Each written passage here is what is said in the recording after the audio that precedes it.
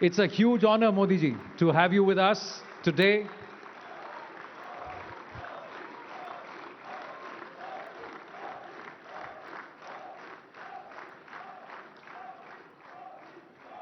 Sir, ये spontaneous है. May I now request Rahul Joshi, Managing Director and Group Editor-in-Chief, Network 18, to please welcome the Honorable Prime Minister.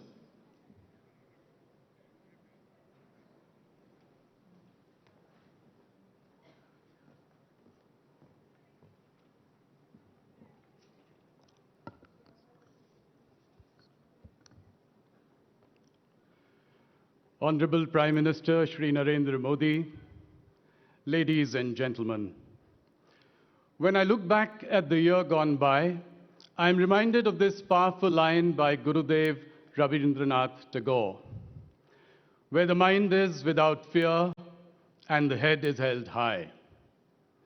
If Pahalgam was a barbaric, cowardly, dastardly act of terror, Operation Sindoor was a fitting, retaliatory act of bravery, courage, and conviction. We struck at the heart of Pakistan, invoking fear and calling their nuclear bluff. We also sent a clear message to the world, which was much louder than the explosions at the terror camps in Pakistan. Prime Minister, you were in the war room directing Operation Sindoor as it was playing out. जो उचित समझा वही आपने किया और पाकिस्तान ने चंद दिनों में घुटने टेक दिए. जटाटवी गलज्ज्वला प्रवाहिपा वितस्थले गले विलंबे लंबिताम भुजंग तुम मालिकाम डमट डमट डमट डमन निनाद वड्ड मर्व्यम चकार चंड तांडवम तनोत न Shiva Shivam. The Shiv Tandav Stotram does not signify destruction of the world, but destruction of falsehood, rigidity, and imbalance. Just like our strikes on Pakistan were focused, measured, and non-escalatory in nature, with significant restraint in selection and execution of targets. Ladies and gentlemen, that's the idea of Modi's India. Fearless in the face of adversity, stoic in the face of gigantic upheavals, dignified in the face of geopolitical shenanigans, and fiercely ambitious in the face of every opportunity. Prime Minister, your historic visit to Israel, from where you returned this morning at 2 a.m., is a good example. The affection you received in Tel Aviv and Jerusalem was unprecedented. And that is because you choose your friendships carefully and nurture them for life. Today, ladies and gentlemen, we stand here feeling optimistic about the future of our country and the future of the next generation, what we at News 18 call a rousing, rising Bharat. ये अंदर से उभरती गुदगुदाहट, यह देश के प्रति गौरव का भाव, यह देश की बढ़ती ताकत, उसका आत्मसम्मान, इन सब के पीछे मोदी जी के तप, त्याग और परिश्रम का बहुत बड़ा योगदान है. This feeling of optimism is not a universal feeling, nor is it a feeling that can be taken for granted. Just one glance at the topsy-turvy world around us, and you will know that this kind of optimism is rare, even though it is in abundance in our country. It has been nurtured by wise and empathetic policies, pursues year after year, despite crisis after crisis. Modi ji, you have shown in nearly 25 years in public office, which you will complete later this year in October, and nearly 12 years as the Prime Minister, that bold reforms and bolder imagination can change the course of history. The results are there for all to see. India's economy doubled from $2 trillion in 2014 to $4 trillion last year and went from the fragile 5 to the Fab 4.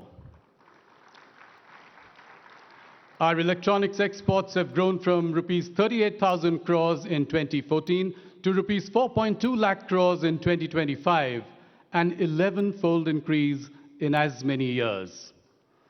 India's digital public infrastructure is a model for the world, and India has built 3 sovereign AI models in a matter of months. We had no semiconductor fabs in 2014, but 5 fabs had been approved until last year. The first Made in India chip will be produced later this year. Last week's AI Action Summit, which saw a parade of global CEOs and world leaders in India, reminded me of what is now a common occurrence. Whether it is the G20 meeting, the WAVE Summit, or the upcoming BRICS Summit this year, all roads lead to India.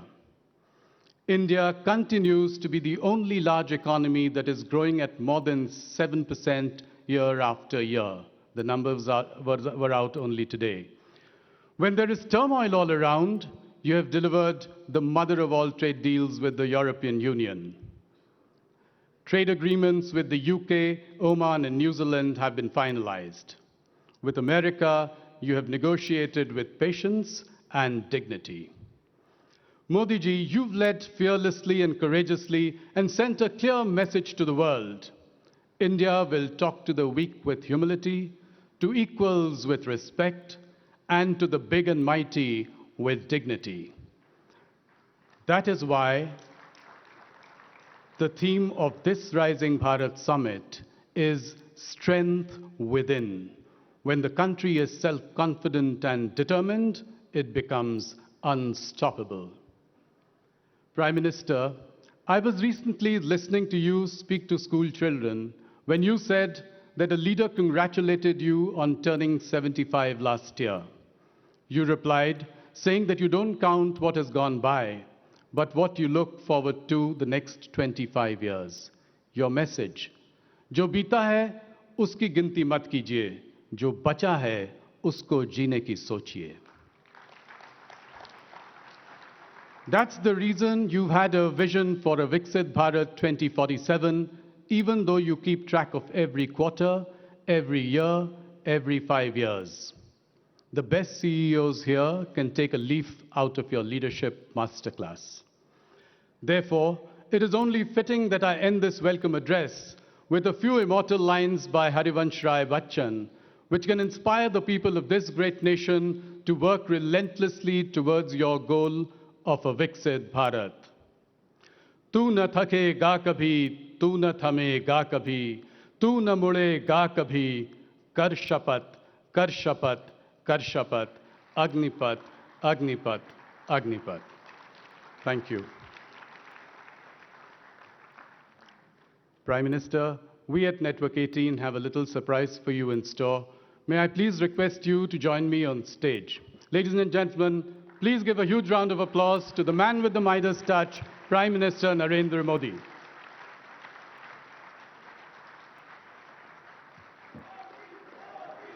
प्रधानमंत्री जी, हमारी team ने आपके लिए एक खास gift तैयार किया है. I am going to request the team to please come up. Brajesh ji, Rashmi, Soumyadeep, Nadeem, Triparna, Utpal, Alankar, Shantanu, इन सब ने मिलकर आपके 75वीं सालगिरह के लिए कुछ खास किया था. प्रधानमंत्री जी, देखिए.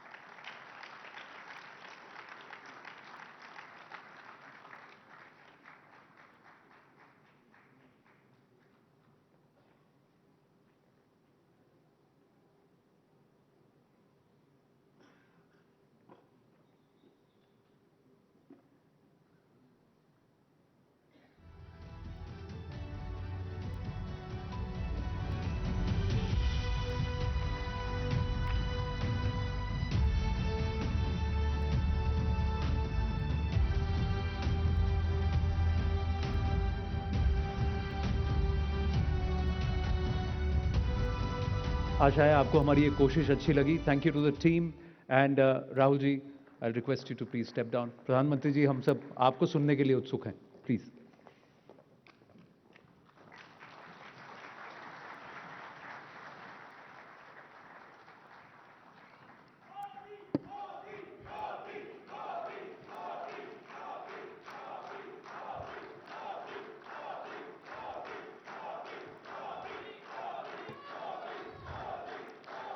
इजराइल की हवा यहां भी पहुंच गई है।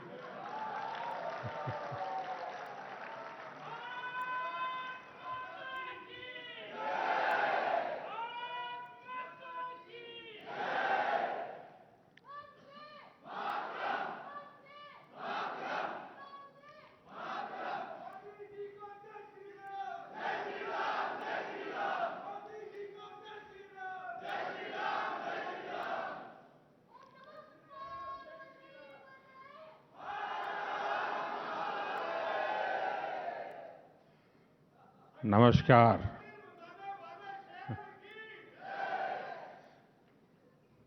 नेटवर्क 18 के सभी पत्रकार,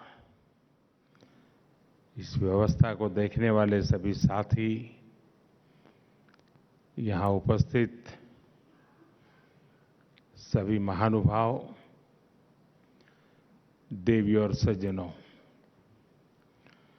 आप सभी राइजिंग भारत की चर्चा कर रहे हैं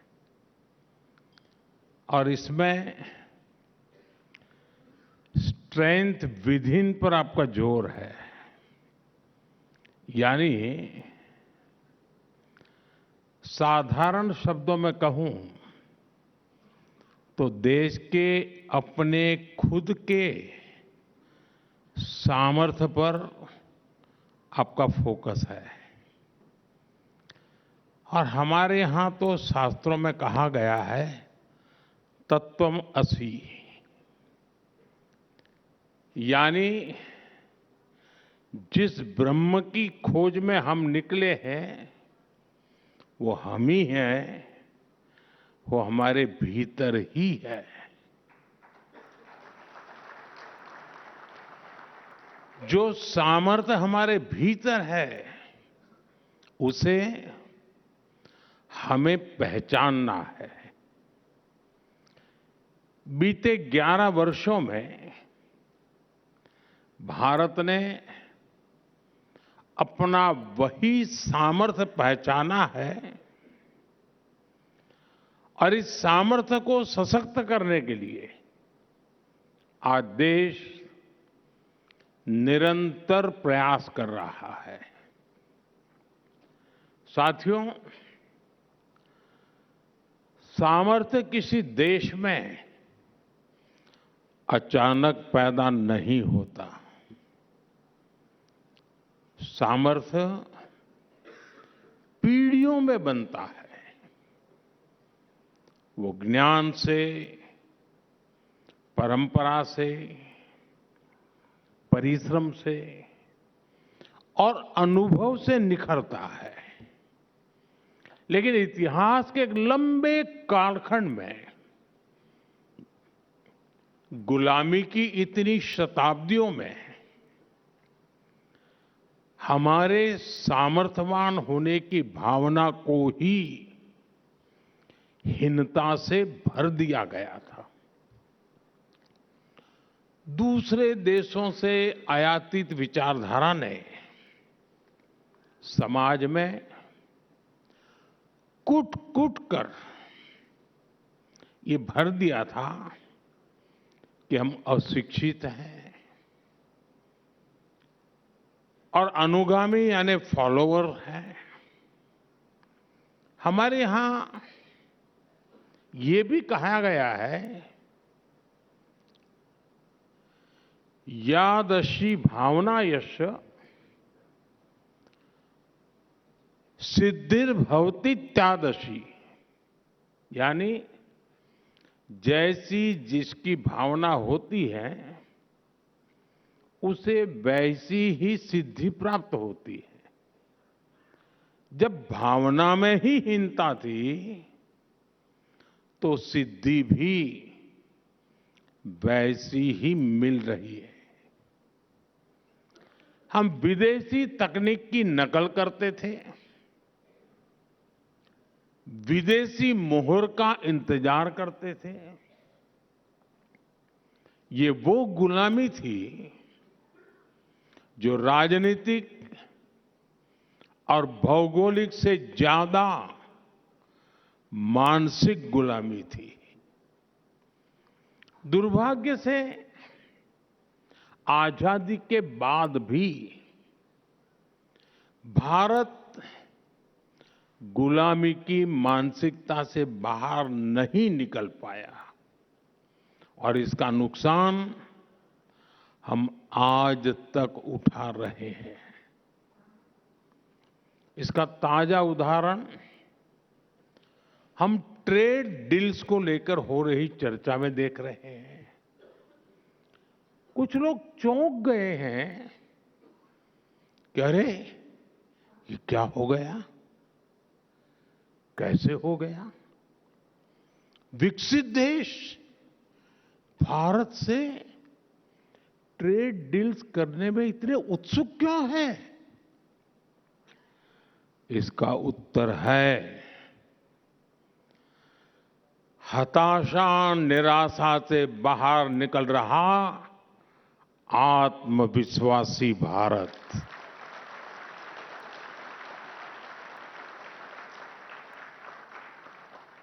अगर देश आज भी 2014 से पहले वाली निराशा में होता, फ्रेजाइल 5 में गिना जाता,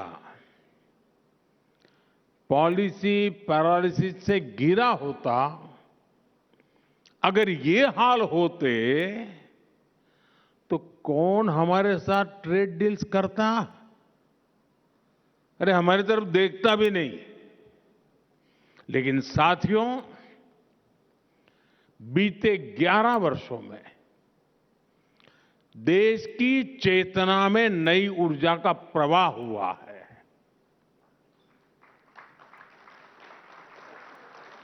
भारत अब अपने खोए हुए सामर्थ्य को वापस पाने का प्रयास कर रहा है। एक समय में जब भारत का वैश्विक अर्थव्यवस्था में सबसे ज्यादा दबदबा था, तो हमारा क्या सामर्थ्य था? भारत की मैन्युफैक्चरिंग, भारत की प्रोडक्ट्स की क्वालिटी, भारत की अर्थनीति। अब आज का भारत फिर से इन बातों पर फोकस कर रहा है। इसलिए हमने मैन्युफैक्चरिंग पर काम किया, हमने मेक इन इंडिया पर बल दिया, हमने अपने बैंकिंग सिस्टम को सशक्त किया, महंगाई जो डबल डिजिट की दर से भाग रही थी उसको कंट्रोल किया और भारत को दुनिया का ग्रोथ इंजन बनाया।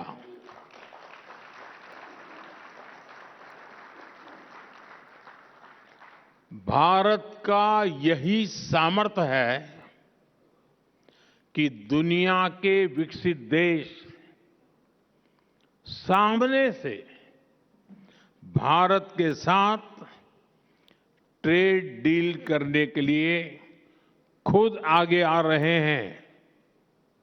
साथियों, जब किसी राष्ट्र के भीतर छिपी हुई उसकी शक्ति जागती है तो वह नई उपलब्धियां हासिल करता है। मैं आपको कुछ और उदाहरण देता हूं। जैसे मैं जब कभी दूसरे देशों के हेड ऑफ द गवर्नमेंट से मिलता हूं तो वो जनधन, आधार और मोबाइल की त्रिशक्ति के बारे में सुनने के लिए बहुत उत्सुक होते हैं। जिस भारत में एटीएम भी दुनिया के विकसित देशों की तुलना में काफी समय बाद आया, उस भारत ने डिजिटल पेमेंट सिस्टम में ग्लोबल लीडरशिप कैसे हासिल कर ली, जहां पर सरकारी मदद की लीकेज को कड़वा सच मान लिया गया था, वो भारत डीबीटी के जरिए 24 लाख करोड़ रुपए यानी 24 ट्रिलियन रुपीज कैसे लाभार्थियों को भेज पा रहा है। भारत का डिजिटल पब्लिक इंफ्रास्ट्रक्चर आज पूरे विश्व के लिए चर्चा का विषय बन चुका है।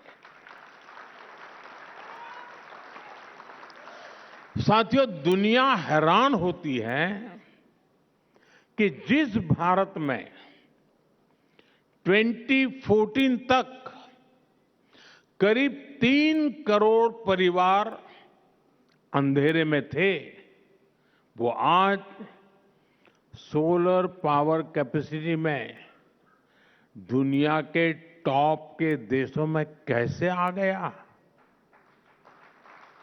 जिस भारत के शहरों में पब्लिक ट्रांसपोर्ट सुधरने की कोई उम्मीद न थी, वो भारत आज दुनिया का तीसरा बड़ा मेट्रो नेटवर्क वाला देश कैसे बन गया। जिस भारत के रेलवे की पहचान सिर्फ लेट लतीफी और धीमी रफ्तार से होती थी, वहां वंदे भारत, नमो भारत ऐसी सेमी हाई स्पीड कनेक्टिविटी कैसे संभव हो पा रही है। साथियों, एक समय था जब भारत नई टेक्नोलॉजी का सिर्फ और सिर्फ कंज्यूमर था। आज भारत नई टेक्नोलॉजी का निर्माता भी है और नए मानक भी स्थापित कर रहा है। और ऐसा इसलिए हुआ है क्योंकि हमने अपने सामर्थ्य को पहचाना है। जिस स्ट्रेंथ विद इन की आप चर्चा कर रहे हैं, ये उसका ही उदाहरण है। साथियों, जब हम गर्व से आगे बढ़ते हैं तो दुनिया हमें जिस नजर से देखती रही है, वो नजर भी बदली है। आप याद कीजिए, कुछ साल पहले तक दुनिया में ग्लोबल मीडिया में भारत के किसी इवेंट की कितनी कम चर्चा होती थी। भारत में होने वाले इवेंट्स को उतनी तवज्जो ही नहीं दी जाती थी। और आज देखिए, भारत जो करता है, जो एक्शन यहां होता है, उसका वैश्विक विश्लेषण होता है। एआई समिट का उदाहरण आपके सामने है, इसी भवन में हुआ है। एआई समिट में 100 से ज्यादा देश शामिल हुए। ग्लोबल नॉर्थ हो या फिर ग्लोबल साउथ, सभी एक साथ एक ही जगह एक टेबल पर बैठे। दुनिया के बड़े बड़े कॉरपोरेशंस हो या फिर छोटे छोटे स्टार्टअप, सभी एक साथ जुटे। साथियों, अब तक जितनी भी औद्योगिक क्रांतियां आई है, उनमें भारत और पूरा ग्लोबल साउथ सिर्फ फॉलोअर रहा है। लेकिन आर्टिफिशियल इंटेलिजेंस के इस युग में भारत निर्णयों में सहभागी भी है और उन्हें शेप भी कर रहा है। आज हमारे पास खुद का एआई स्टार्टअप इकोसिस्टम है। डेटा सेंटर में निवेश करने की ताकत है और एआई डेटा को स्टोर करने के लिए, प्रोसेस करने के लिए जिस पावर की सबसे ज्यादा जरूरत है, उस पर भी भारत तेजी से काम कर रहा है। हमने न्यूक्लियर पावर सेक्टर में जो रिफॉर्म किया है, वो भी भारत के एआई इकोसिस्टम को मजबूती देने में मदद करेगा। साथियों, एआई समिट का आयोजन पूरे भारत के लिए गौरव का पल था, लेकिन दुर्भाग्य से देश की सबसे पुरानी पार्टी ने देश के इस उत्सव को मैला करने का प्रयास किया। विदेशी अतिथियों के सामने कांग्रेस ने सिर्फ कपड़े नहीं उतारे, बल्कि इसने कांग्रेस के वैचारिक दिवालियेपन को भी एक्सपोज कर दिया है। जब नाकामी की निराशा, हताशा मन में हो और अहंकार सिर चढ़कर बोलता हो, तब देश को बदनाम करने की ऐसी सोच सामने आती है। जाहिर है, कांग्रेस की इस हरकत से देश में गुस्सा है। इसलिए इन्होंने अपने पाप को सही ठहराने के लिए महात्मा गांधी जी को आगे कर दिया। कांग्रेस हर बार ऐसा ही करती है। जब अपने पाप को छुपाना हो, तो कांग्रेस बापू को आगे कर देती है, और जब अपना गौरवगान करना हो, तो एक ही परिवार को सारा क्रेडिट दे देती है। साथियों, कांग्रेस अब विचारधारा के नाम पर केवल विरोध की टूलकिट बनकर रह गई है,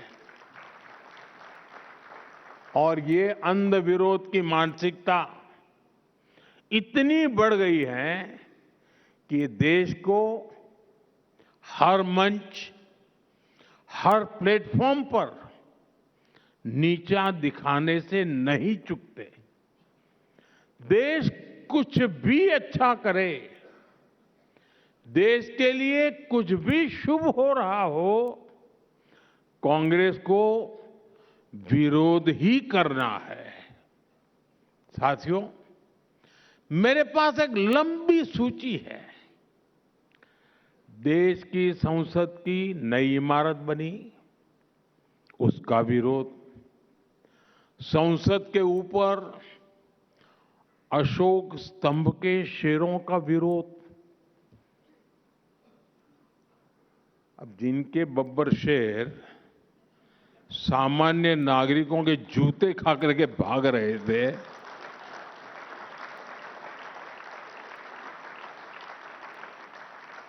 उनके संसद भवन के शेर के दांत देख करके डर लग गया उनको।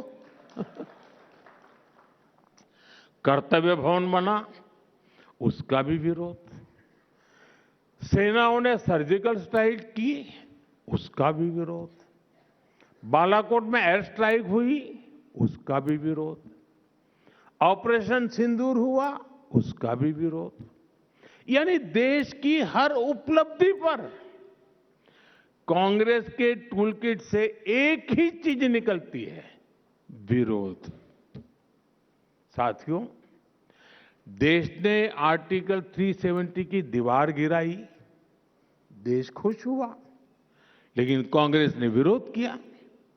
हमने सीएए का कानून बनाया, उसका विरोध।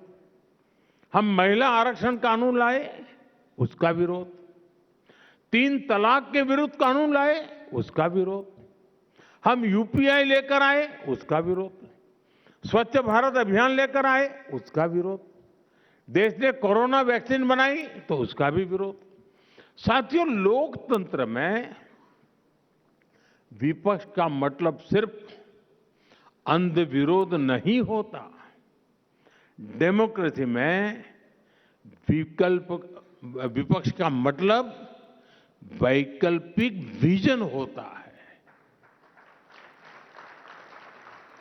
इसलिए देश की प्रबुद्ध जनता कांग्रेस को सबक सिखा रही है। आज से नहीं, बीते 4 दशकों से लगातार ये काम देश की जनता कर रही है। मैं जो कहने जा रहा हूं, मीडिया के साथी उसका भी जरा एनालिसिस करिएगा। आपको पता लगेगा कि कांग्रेस के वोट चोरी नहीं हो रहे हैं, बल्कि देश के लोग अब कांग्रेस को वोट देने लायक ही नहीं मानते। और इसकी शुरुआत 1984 के बाद ही होनी शुरू हो गई थी। 1984 में कांग्रेस को 39% वोट मिले थे और 400 से अधिक सीटें मिली थी। इसके बाद हुए चुनावों में कांग्रेस के वोट कम ही होते चले गए और आज कांग्रेस की हालत ये है कि देश में सिर्फ 4 राज्य ऐसे बचे हैं जहां कांग्रेस के पास 50 से ज्यादा विधायक है। बीते 40 वर्षों में युवा वोटर्स की संख्या बढ़ती गई और कांग्रेस साफ होती गई। कांग्रेस परिवार की गुलामी में डूबे लोगों का एक क्लब बनकर रह गई है। इसलिए पहले मिलेनियल्स ने कांग्रेस को सबक सिखाया और अब जेन जी भी तैयार बैठी है।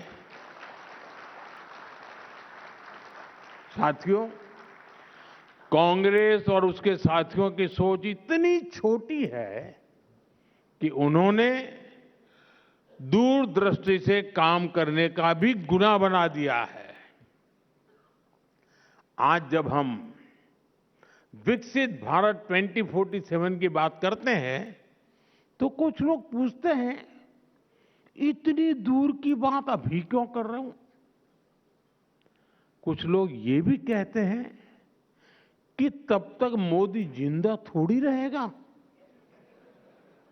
सच्चाई ये है कि राष्ट्र निर्माण कभी भी तत्कालिक सोच से नहीं होता।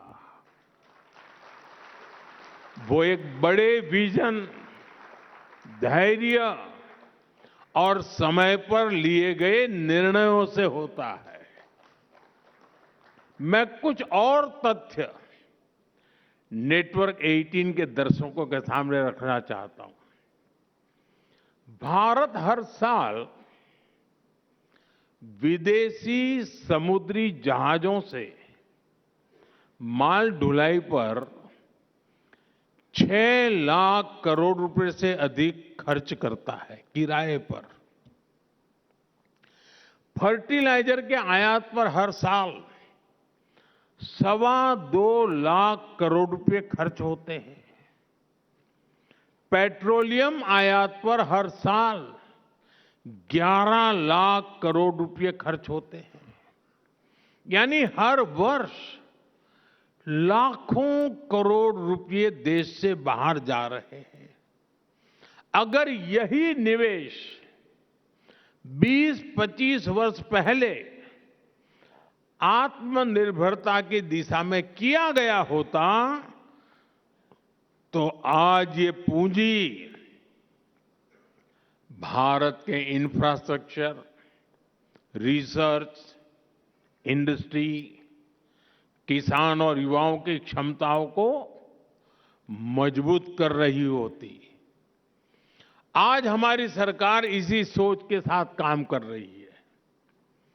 विदेशी जहाजों को 6 लाख करोड़ रुपए ना देना पड़े, इसलिए भारत शिपिंग और पोर्ट इंफ्रास्ट्रक्चर को मजबूत किए जा रहा है।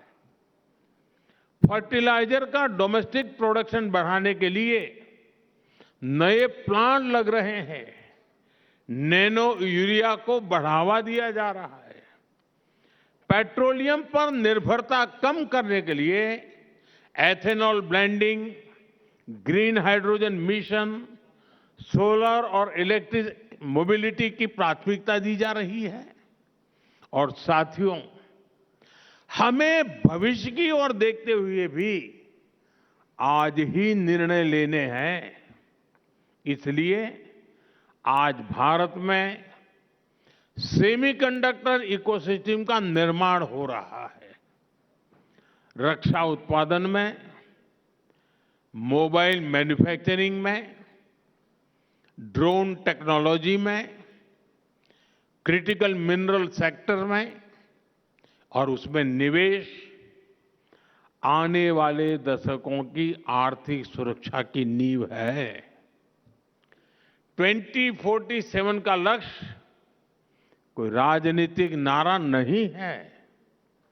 यह उस ऐतिहासिक भूल को सुधारने का संकल्प भी है जहां कांग्रेस की सरकारों के समय कई क्षेत्रों में समय रहते निवेश नहीं किया। आज अगर हम खुद स्वदेशी जहाज, स्वदेशी शिप बनाएंगे, खुद एनर्जी का प्रोडक्शन करेंगे, खुद नई टेक्नोलॉजी डेवलप करेंगे, तो आने वाली पीढ़ियां इंपोर्ट के बोझ की नहीं, एक्सपोर्ट की क्षमता पर चर्चा करेगी। राष्ट्र की प्रगति आज की सुविधा से नहीं, कल की तैयारी से तय होती है। और दूरदृष्टि से की गई मेहनत ही 2047 के आत्मनिर्भर, सशक्त और समृद्ध भारत की आधारशिला है। और इसके लिए कांग्रेस अपने कितने ही कपड़े फाड़ ले,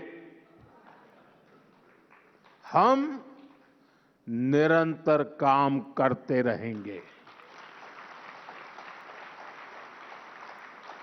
साथियों, राष्ट्र निर्माण की, नेशन बिल्डिंग की एक बहुत अहम शर्त होती है नेक नीयत की। कांग्रेस और उसके साथी दल इसमें भी फेल रहे हैं। कांग्रेस और उसके साथियों ने कभी नेक नीयत के साथ काम नहीं किया। गरीब का दुख, उसकी तकलीफ से भी इन्हें कोई वास्ता नहीं है। जैसे बंगाल में आज तक आयुष्मान भारत योजना लागू नहीं हुई।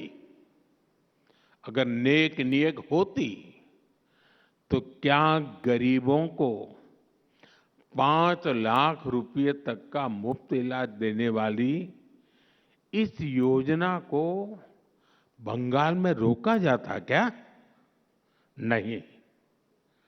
आप भी जानते हैं कि देश में पीएम आवास योजना के तहत गरीबों के लिए पक्के घर बनवाए जा रहे हैं। नेटवर्क 18 के दर्शकों को मैं एक और आंकड़ा देता हूं। तमिलनाडु के गरीब परिवारों के लिए करीब 9.5 लाख पक्के घर अलॉट किए गए हैं। 9.5 लाख। लेकिन इनमें से 3 लाख घरों का निर्माण अटक गया है। क्यों? क्योंकि डीएमके सरकार गरीबों के इन घरों के निर्माण में दिलचस्पी नहीं दिखा रही है।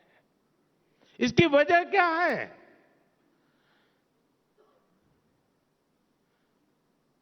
इसकी वजह है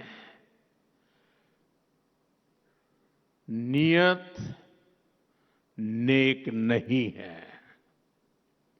साथियों, मैं आपको एग्रीकल्चर सेक्टर का भी उदाहरण देता हूं।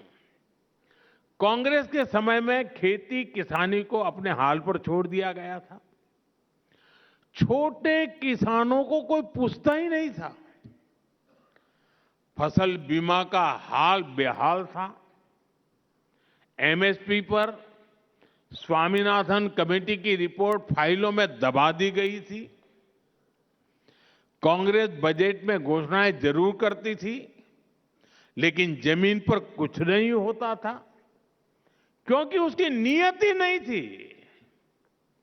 हमने देश के किसानों के लिए नेक नीयत के साथ काम करना शुरू किया और आज उसके परिणाम दुनिया देख रही है।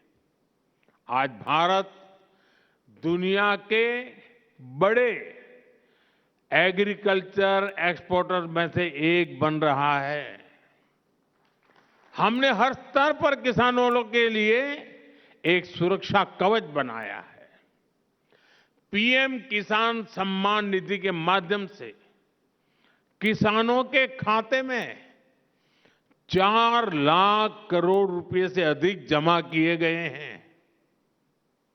हमने लागत का 1.5 गुना एमएसपी तय किया और रिकॉर्ड खरीद भी की है।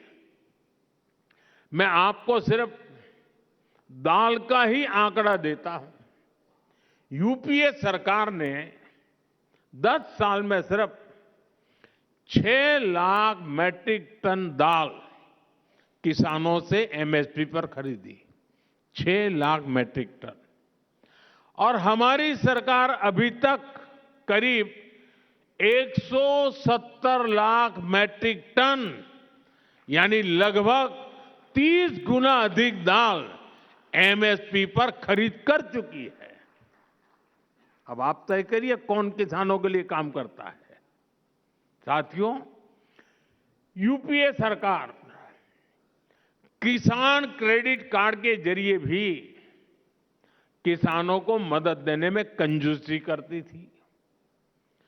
अपने 10 साल में यूपीए सरकार ने 7 लाख करोड़ रुपए का कृषि ऋण किसानों को दिया, 7 लाख करोड़ रुपए, जबकि हमारी सरकार इससे 4 गुना अधिक यानी 28 लाख करोड़ रुपए दे चुकी है। यूपीए सरकार के दौरान जहां सिर्फ 5 करोड़ किसानों को इसका लाभ मिलता था, आज ये संख्या 2 गुने से भी अधिक करीब करीब 12 करोड़ किसानों को पहुंची है। यानी देश के छोटे किसान को भी पहली बार मदद मिली है। हमारी सरकार ने पीएम फसल बीमा योजना का सुरक्षा कवच भी किसानों को दिया। इसके तहत करीब 2 लाख करोड़ रुपए किसानों को संकट के समय मिल चुके हैं। हम नेक नियत से काम कर रहे हैं, इसलिए भारत के किसानों का आत्मविश्वास बढ़ रहा है, उनकी प्रोडक्टिविटी बढ़ रही है और आय में भी वृद्धि हो रही है। साथियों, 21वीं सदी का 1/4 हिस्सा बीत चुका है। अब अगला चरण भारत के विकास का निर्णायक दौर है। वर्तमान में लिए गए निर्णय ही भविष्य की दिशा तय करेंगे। हमें अपने सामर्थ्य को पहचानते हुए उसे बढ़ाते हुए आगे चलना है। हर व्यक्ति अपने क्षेत्र में श्रेष्ठता को लक्ष्य बनाए। हर संस्था एक्सीलेंस को अपना संस्कार बनाए। हम सिर्फ उत्पाद न बनाएं, बेस्ट क्वालिटी प्रोडक्ट बनाए। हम सिर्फ रूटीन काम न करें, वर्ल्ड क्लास काम करें। हम क्षमता को परफॉर्मेंस में बदले। मैंने लाल किले से कहा है, यही समय है, सही समय है। यही समय है भारत को नई ऊंचाइयों पर ले जाने का। एक बार फिर आप सभी को बहुत बहुत शुभकामनाएं, बहुत बहुत धन्यवाद। नमस्कार।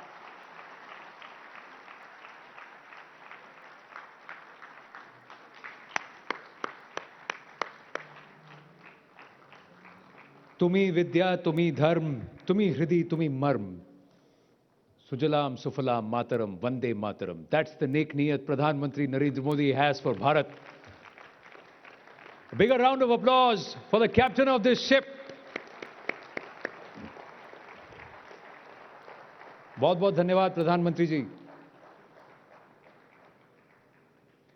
Well, he's just touched down at 2 p.m. and come straight to Rising Bharat. Guess who's touched down in Mumbai? The Prime Minister.